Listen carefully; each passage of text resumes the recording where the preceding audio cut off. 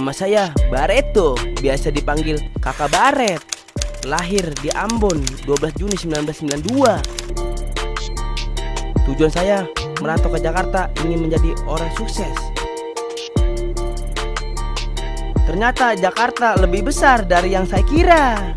Semoga saya tidak nyasar di sini. Doakan saya, Kakak.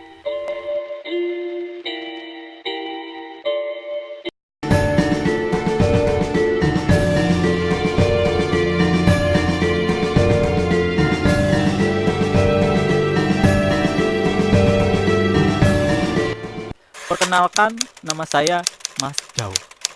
Saya kelahiran Purwodadi 14 November 1995. Saya datang ke Jakarta untuk merantau biar sukses nyari kerja di sini.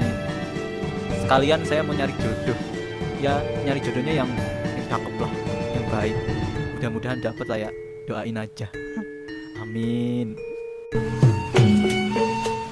Itu yang bener kurang itu.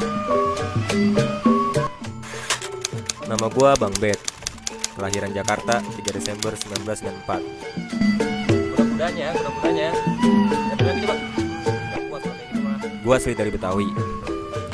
Cita-cita gua dari dulu ingin melestarikan budaya Betawi dengan cara mengajarkan silat pada anak-anak supaya mereka tidak lupa dengan budayanya sendiri.